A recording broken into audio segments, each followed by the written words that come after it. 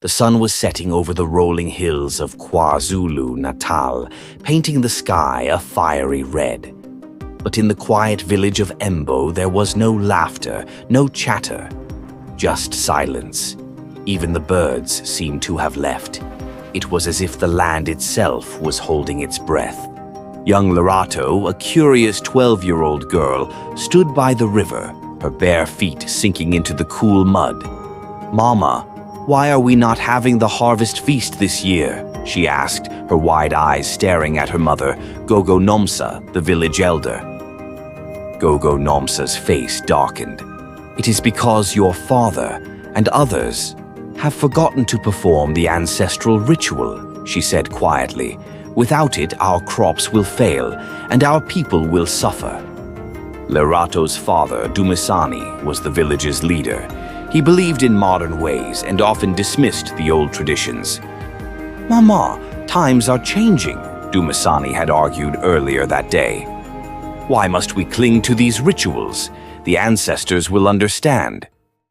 But that evening, strange things began to happen. The village's only well ran dry. Chickens stopped laying eggs, and the once thriving crops withered overnight. Fear spread like wildfire. The sangoma sat cross-legged on the floor, his face painted with white clay. He threw a set of bones onto a mat and studied their arrangement. After a moment, he spoke. "Your ancestors are displeased," he said, his voice echoing with power. "They demand the Ukulolwa Komoya spiritual cleansing ritual.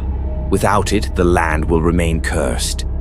The entire village came together to prepare for the ritual. Women brewed traditional beer and gathered fresh herbs. Men constructed a large bonfire and cleaned the sacred drum, Isigubhu Sothando, which had not been played in years.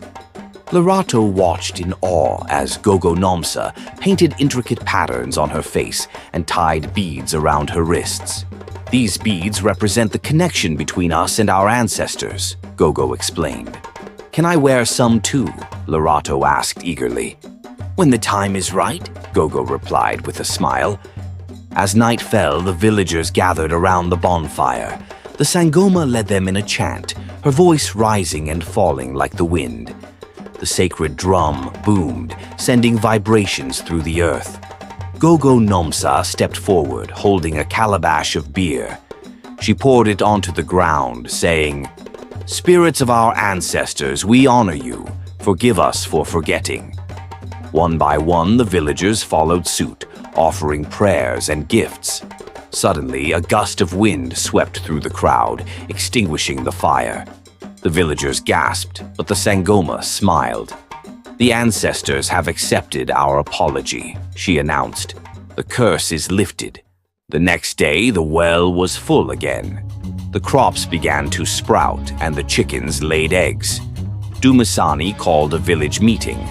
"I was wrong to dismiss our traditions," he admitted. "From now on, we will honor the ancestors as our elders taught us." Lerato beamed with pride as her father handed her a small string of beads. "You reminded us of what truly matters," he said. The story of Embo teaches us that tradition and modernity can coexist, but we must never forget where we come from. The ancestors are always watching, guiding us with wisdom from the past.